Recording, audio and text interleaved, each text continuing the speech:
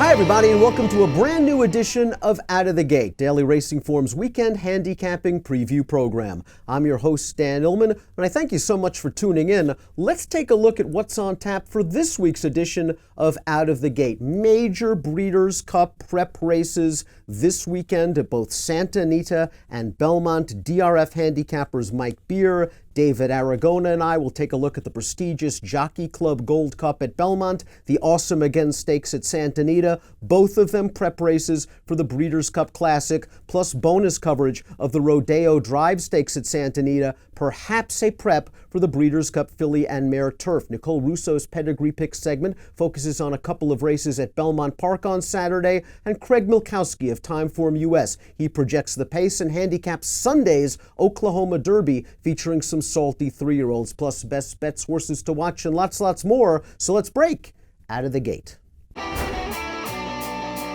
We begin Out of the Gate with our Horse Watch segment. Before Mike and I give you our horses to watch this week, I do want to remind everybody, check out David Aragona's Horses to Watch segment at video.drf.com and DRF's YouTube channel every Wednesday. David gives you 2 or 3 trip horses, uses extensive replay analysis on the NYRA circuit to find next out plays. Really sensational content. Mike, your horse watch this week, a horse you saw at Parks, you told me was going to win, he won.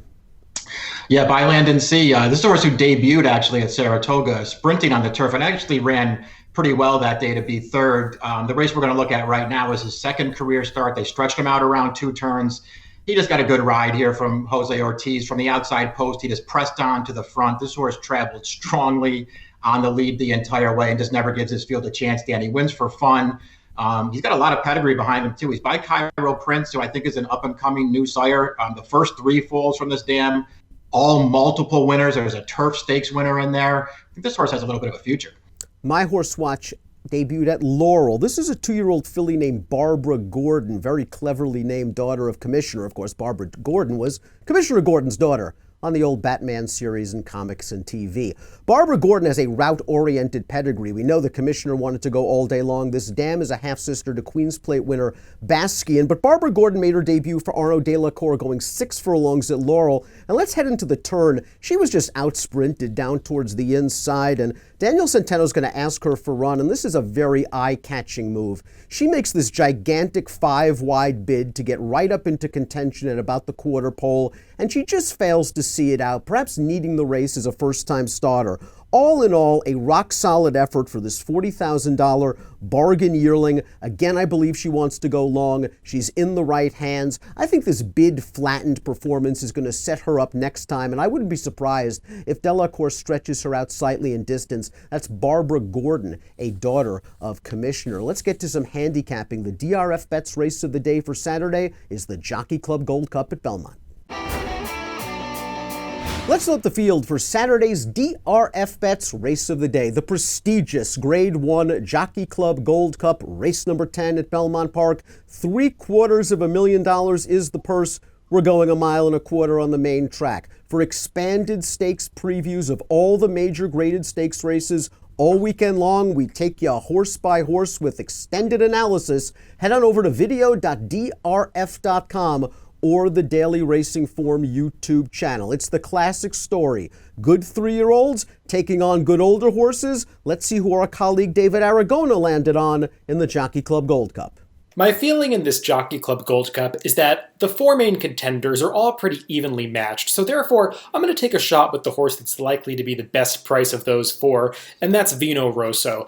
I haven't been his biggest fan through the past year, but I think he's subtly improved in his recent starts. I liked his race in the Gold Cup 2 back at Santa Anita, where he earned a 124 Timeform US speed figure that puts him right on par with the top contenders in this race, and last time out in the Whitney, I just thought that John Velasquez was trying to hustle him into the race throughout. Vino Rosso never looked that comfortable with his position, and he stayed on decently at the end, finishing ahead of today's rival Preservationist. They decided to skip the Woodward last time and target this race. I really do believe that 1.25 miles is Vino Rosso's best distance, and they've taken the blinkers off in his recent workouts, and he seems to be working better than ever coming into this race. So if Vino Rosso is anywhere around 3-1 or a 7-2 morning line, I think he might be the right play in this Jockey Club Gold Cup. David's going with Pletcher. Mike, you agree that the older horses are where you want to be in this race. You're not going with Pletcher. You're going with Preservationist, and boy, has he been good. Yeah, I just think he's the horse to beat in this race. And I'm, to be honest, Dan, I'm not so sure that at this point he isn't one of the best 2 or 3 older horses in the country. He's been that good this year. I think he has the big win already over course and distance when he won the Suburban with a 108 buyer. We have a replay right now of his most recent win. This is him becoming a Grade 1 winner in the Woodward. Not maybe the greatest field in the world, but he wins this race a lot easier, I think, than the final margin will suggest. He's just bottled up for almost the entire stretch run. Junior Alvarado's finally going to get this horse clear as they approach the 16th pole, where he's fully clear to run in this race, and he just goes on from there to win this race very easily. He is now 5 for 6 routing on dirt in his career. The only loss, I thought, a tough trip in the Whitney 2 starts back. I just think he's way the horse to beat in this race. I get it. I agree he's the horse to beat, and he might have a tactical advantage over this field as well. He could go to the lead. He could sit second.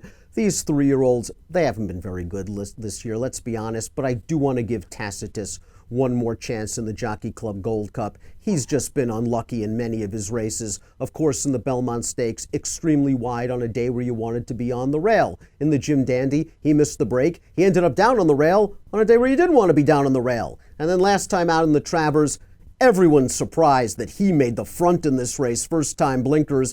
Close to the inside where perhaps it wasn't the place to be. He takes on a good challenge from Mucho Gusto, who's directly to his outside, takes a bump from that rival, eventually puts that horse away, and Code of Honor, who he's going to have to face in the Jockey Club Gold Cup, just runs him over. I thought all in all it was yet another good solid performance for Tacitus. It's nice to see that the blinkers have infused a little bit of early speed into him, and I want to give him one chance, despite taking on older horses for the first time in the Jockey Club Gold Cup. Nicole Russo's Pedigree Pick segment focuses on a couple of races at Belmont on Saturday. Then we'll take a break and head out to Southern California for the other Breeders' Cup Classic prep, the Awesome Again.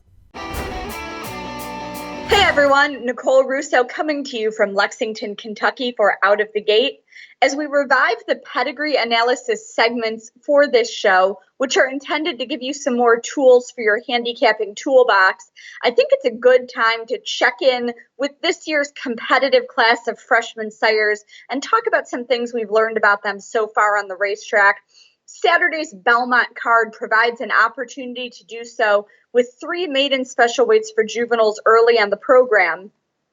We'll start by looking at the 5th race for fillies going 1 1/16 on the turf. Now, there are 3 entries Saturday at Belmont by Triple Crown winner American Pharoah, who has emerged as this year's leading freshman sire. And this race features the one I think is the most likely to win on Saturday in Princessa Carolina. Now, it's no surprise that American Pharoah has sired precocious 2-year-olds. He himself was a champion 2-year-old by a sire represented by another champion 2-year-old. It's no surprise that American Pharoah's runners have already scored multiple wins around 2 turns. Now, what has surprised some people is the way the American Pharoahs have run on the turf, particularly in Europe, where he's already had multiple group stakes performers. But it really didn't surprise me when you consider that American Pharoah was a Grade 1 winner on synthetic, by a turf and synthetic winner in Pioneer of the Nile, who has good turf runners like Midnight Storm. American Pharoah had the potential to be a bit of a hidden turf sire in his own right. And additionally, as we've analyzed the pedigrees of his runners to date, I think he's throwing a little bit to the propensities of whatever mares he's paired with. That comes into play with his 3 runners on Saturday.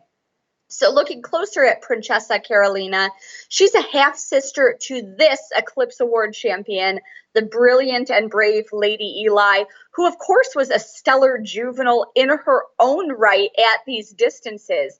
Now, her half-sister is trained by Chad Brown, who also conditioned Lady Eli, of course.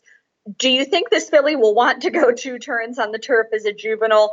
I think all the signs add up. Now, we'll also take a peek at the day's 6th race, which is run under different conditions. It's a sprint on dirt because this race includes 2 American Pharoahs. And handicapping this, I think it's an example of how the stallion is early on seeming to throw to the preferences of the mare he's paired with.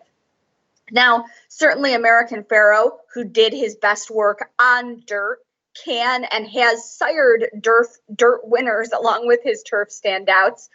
Jewelstone, though, is out of graded winner Hessenite, who excelled on the turf, and combine that with trainer Shug McGahee's reputation for giving young horses time, and I think this one is just in here to get his feet wet.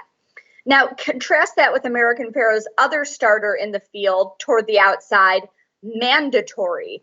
He's a half-sister to this mare, multiple Grade 1 winner I'm a Chatterbox, who loved the dirt, as you see here. Mandatory might still want to go longer than this sprint distance, but I'm banking on him being the one to run better in this spot. Now, I'd be remiss if I didn't mention that this spot also includes a son of competitive edge, American Pharoah's barnmate and fellow freshman at Ashford Stud. His entrant in this race is Trash Talker. Now, no surprise that competitive edge, who won the Grade 1 hopeful himself, has come out firing with his juveniles, who really seem more suited to these shorter distances than some of his fellow freshmen. That's helped him get off to a good start early. He's had 5 black-type juveniles to date and a few preparing to step up to the level. I don't know that they're horses who will train on as the distances get longer, but right now in these spots, they're red hot and you can't ignore them. Earlier on the card, you'll get to see another son of competitive edge, Dangerous Edge, in this second race, another maiden special dirt sprint. This race features 4 other runners by freshman sires. Unrelenting Force, second on debut at Saratoga, is by Carpe Diem, who was a Grade 1 winner at 2 and at 3. I expect him to have nice fall 2-year-olds. I think about now is when they'll start getting the middle distances that they'll need to be really successful. Daredevil stands alongside Carpe Diem at Windstar and has a debut starter in here in Hellbender. Daredevil, another one of those, like Competitive Edge, who was a Grade 1 winner around 1 turn as a juvenile. And I think that this one is another one who might be a hidden turf sire, being by more than ready.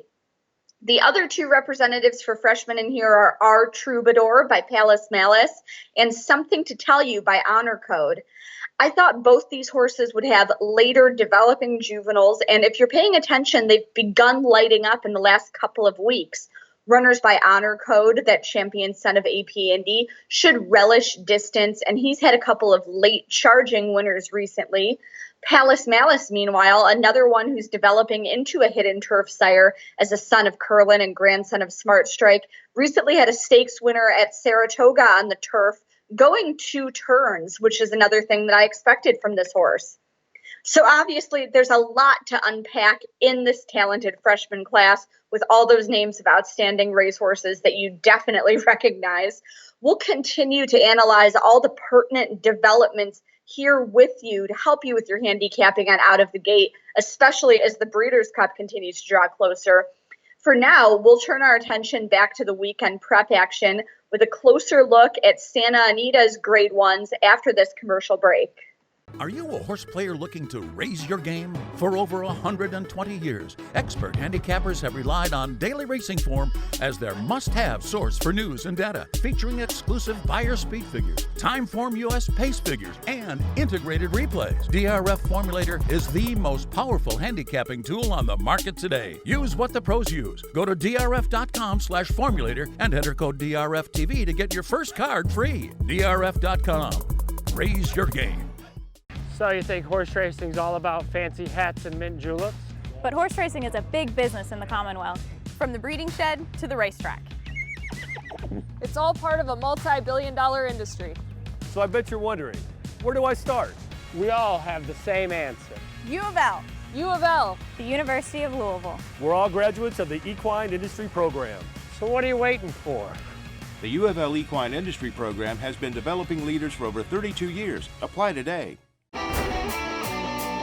Welcome back to Out of the Gate. Let's throw up the field for the Grade 1 Awesome Again Stakes on Saturday at Santa Anita. Race number 10, $300,000 is the purse. 1.1 miles is the distance. For expanded stakes previews of all the major graded stakes races this weekend, head on over to video.drf.com or the Daily Racing Form YouTube channel. Mike McKenzie, the number 4, deserving 4 to 5 morning line favorite, leading handicap horse in the country. Perhaps lurking in the weeds, though, is the upwardly mobile Higher Power, winner of the Pacific Classic last time out. Now, did this horse just find himself or did he catch the right situation in a race where some of the big names just didn't show up?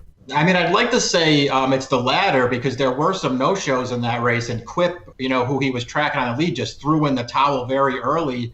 On the other hand, he ran a 107 buyer in this race, and if you believe the figure, it sort of suggests that he could make a race of this with McKenzie in this fight. It'll be very interesting to see what he does, Dan, because there's no denying that this is the best race this horse has ever run. John Sadler always been very confident in Higher Power. He has just been on fire the last few years with his older horses. Of course, he's got Catalina Cruiser in the bar as well. Let's see who David Aragona likes in this year's Awesome Again.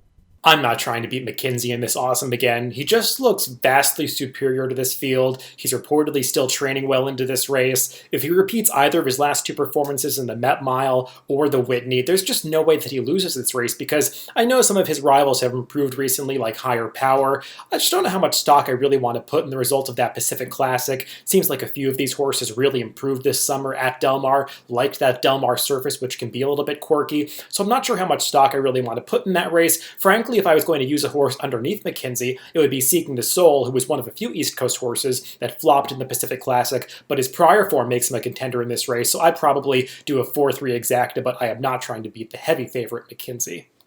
David thinks McKenzie's just going to be a little bit too tough in this race, Mike, and you and I both agree.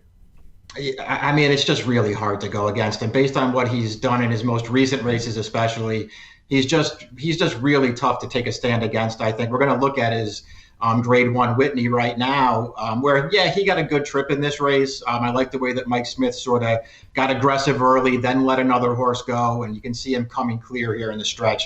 And he just powers away from this field, a 111 buyer speed figure.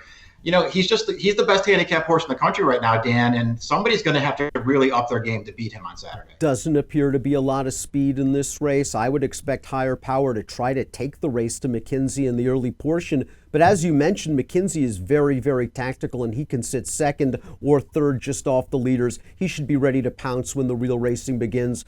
Better short price than long face for me. I'm going to go with McKenzie in the Awesome Again. We stay at Santa Anita, but we move from dirt to turf. We'll take a look at the Grade 1 Rodeo Drive. Let's meet the field for the Grade 1 Rodeo Drive Stakes. $300,000 is the purse. We are going 1.25 miles at the Great Race Place. Race number 9 at Santa Anita on Saturday. For expanded stakes previews of all the major races all weekend long, visit video.drf.com or the Daily Racing Form YouTube channel. Mike, the number 2, Bo Recall, was a ho-hum stakes horse in Southern California for Simon Callahan. Brad Cox has turned her career around, and all of a sudden she's the horse to beat. I mean, she's certainly gotten a lot better this year since Cox took over. She just run one good race after another. Her most recent effort in the Yellow Ribbon, which we have a video of, she's just going to get the right bob to win this race. But up until the point where she hits the wire, she did a lot of good things in this race. Most notably, I thought keeping closer to a slow pace than has been her custom, because her running style seemed to work against her a lot. If she's going to be able to stay close to the pace, it adds a lot to her as a contender in these races going forward. She beat a nice mare that day in the Hot Vasilika. Let's see if she can go this 1.25 mile distance. Many of her better races have come at slightly shorter. David Aragona has an opinion on this race. Let's see who he likes.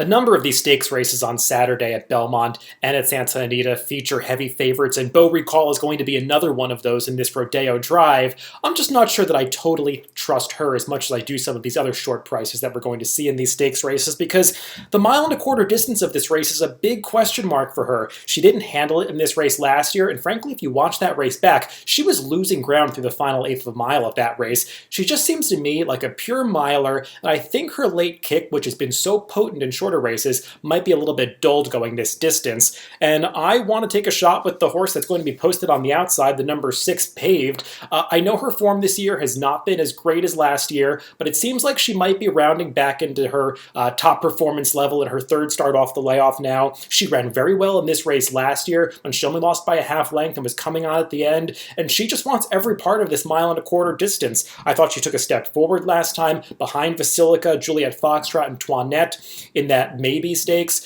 And frankly, if she runs that race back and Beau Recall progresses a little bit with the stretch out in distance, I just think Paved makes a lot of sense. And she's going to be my pick as probably the second choice in the Rodeo Drive. David's going to try to beat the favorite with Paved. Mike, you and I agree. Yeah, I'm going to try and beat her with Paved too, mostly because of the distance, I think. Pave's most recent race in the John C. Maybe, I thought that she ran fine.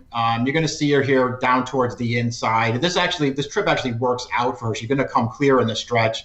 She's just facing some better horses in this race and can't really make an impact. I thought she ran okay. Going back to this race last year, though, I feel like it's one of the best races she's ever run, Dan. The distance could be the great equalizer here. And remember, last year she was a 3-year-old taking on older horses. I think you're right that she's actually taking a drop in class. This is kind of a grade 1 in name only. Last time out in against Vasiliga, Juliet Foxtrot, both of them would be a handful in this race. I've always been a fan of Paved, and like you, I fancy her slightly more at this extended distance than I do Beau Recall. So we all agree with the consensus on Paved in the Rodeo Drive Stakes. Craig Milkowski of Timeform US is taking a look at a major race on Sunday. It is the Oklahoma Derby at Remington Park. Some really nice 3-year-olds on display. Let's see who Craig likes. Hi, this is Craig Milkowski at Timeform US for this week's return edition of Out of the Gate. In my Timeform US Pace Projector segment this week, I'm going to take a look at the Grade 3 Oklahoma Derby being run at my local track, Remington Park. It's a $400,000 race for 3-year-olds going a mile and an eighth on the dirt. The reason I chose this race, there's a lot of big preps this weekend, but a lot of them drew small fields or have really heavy favorites, and we didn't get a lot of flags on the pace projector indicating either a fast pace or a race we thought would favor horses on or near the lead. So I chose this one because it indicates that a fast pace is likely on our pace projector. You can see that on the preview page where we have that red flag, see details, and we'll expand on that in a second, and you can see that actually signifies we expect a fast pace. A quick closer look at the preview page, you can see part of the reason for that is that we have 5 different horses listed as trackers. I've highlighted a couple of the better late pace horses. That would be Owendale, number 11, with the 123 late rating, and Bankit with the 111. But one thing of note here is the number 9 horse, Long Range Toddy, who is shown in front, is actually not part of those trackers and one of the horses that leads to this label that we see of a fast pace.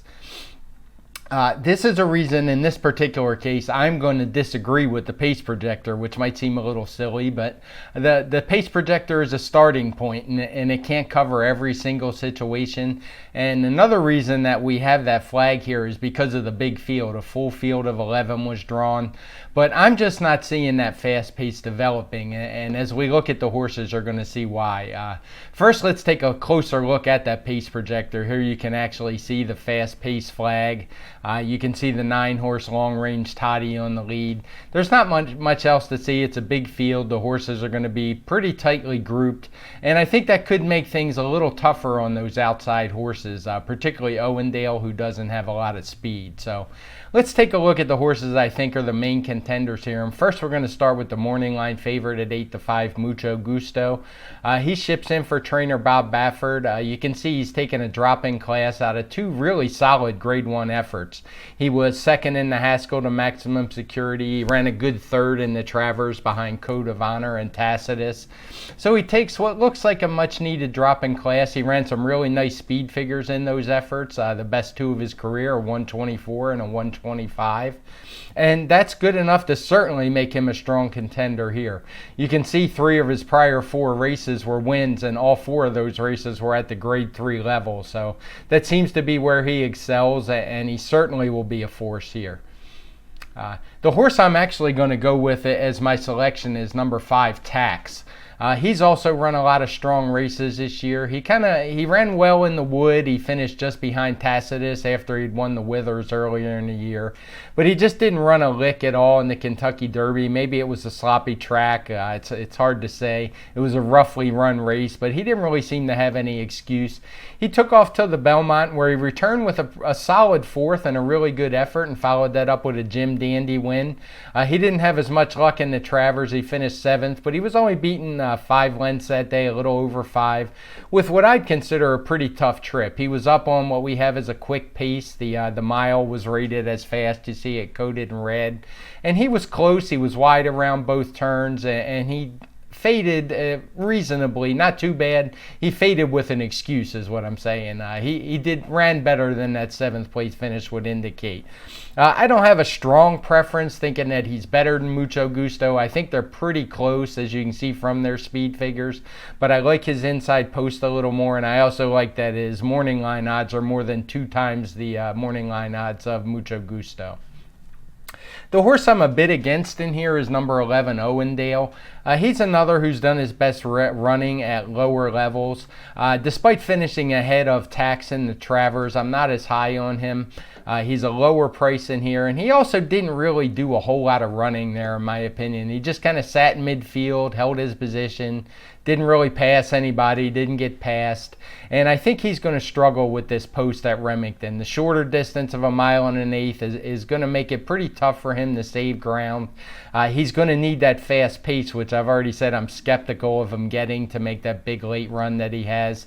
I'm not saying he can't win this race. He certainly has the talent to be a factor. He has those 3 consecutive 120 plus time form US speed figures, but at the odds, I think he's a bit of a play against in here. One horse that I will use as a long shot in my exotic plays will be number 3, Bankit, for a couple reasons. He's not quite as fast as the others. He does draw an inside post, but I really like how he's developed for trainer Steve Asmussen. He tried him in a few sprints earlier in the year. He finally stretched him back out. He had actually run at Remington and narrowly missed last year in the Springboard Mile. But he's kind of turned it around since going back to routes. And now, admittedly, it was against New York breds. He got some decent setups, but he looks like a new horse. And at Remington Park, Steve Asmussen is just always dangerous. You can ignore him at your own peril.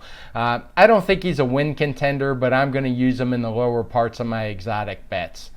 So to sum up, I'm going to make Tax my top selection. I'm going to play an exacta box with Mucho Gusto. I'm a bit against Owendale, and I'll probably play a 3-horse exacta box and some tries throwing Bankit in as well. That does it for me for this week's edition of Out of the Gate. Glad to be back and look forward to seeing y'all again next week. Time for our best bet segment here on Out of the Gate. David's got something for us at Belmont, race number 3. My best bet comes in the 3rd race at Belmont on Saturday. It's a 7-furlong allowance race on the turf, and I see quite a bit of speed in this race, and I think that could help to set it up for number 7, Swamp Rat, who's turning back in distance. He's really improved in some of his recent starts, and we're going to look at his race 3 back at Saratoga on July 18th. He opens up a lead coming into the stretch, has still about a 2-length advantage coming to the 8th pole, and gets cut down late by Value Proposition, who is a very good Chad Brown horse, one who probably has stakes potential. This was arguably the best race that Swamp Rat ran, but he backed that performance up at his next 2 starts as he was 5th in the Hall of Fame, a Grade 2 race, and then ran deceptively well chasing a fast pace in the Better Talk Now last time. All of those races were around 2 turns at Saratoga. I think he's going to appreciate the turn back to a 1-turn 7-furlong race here. Let's remember, this is a horse who won his debut going 6 furlongs on the turf as a 2-year-old, so I've always thought he was a little bit better going shorter distances, and he's going to get the right amount of pace to run into in this race. So if he's around that 3-1 morning line, I think Swamp Rat is the right bet in the 3rd race at Belmont on Saturday. Mike Biernira, analyst, selling out. Santa Anita for your best bet this week? Yeah, I'm going to go to race 11 at Santa Anita. It's the Unzip Me Stakes, 5.5 furlong sprint on the turf. I like Don't Sell, the number 3 in this race. Her most recent start, they tried to stretch her out over a mile. She ran well in that race, only got beat a neck, but it just felt like that might have been a distance too far for her. Let's go back to her turf debut. This is back in May, 5 furlongs at Santa Anita. The first time they ever ran her on turf, and she just wins this race for fun, takes over in the stretch and goes clear at the end. She came out of this race, 5 furlongs on the turf again. She won again. She has competitive speed figures. She's a very handy horse. And I just like her cutting back in this race, Dan. Nice performance for Don't Sell, and could be very, very tough stepping up in the Unzip Me Stakes. My best bet at Laurel, race number 6, number 9, Our Super Freak. This filly's got a little bit of back class. I believe she's multiple stakes placed in her career, but she's kind of found herself now in the optional claiming level. She finished first in 2 consecutive races before her most recent start at Delaware, a 2-turn turn event at Laurel, and we'll swing into the stretch.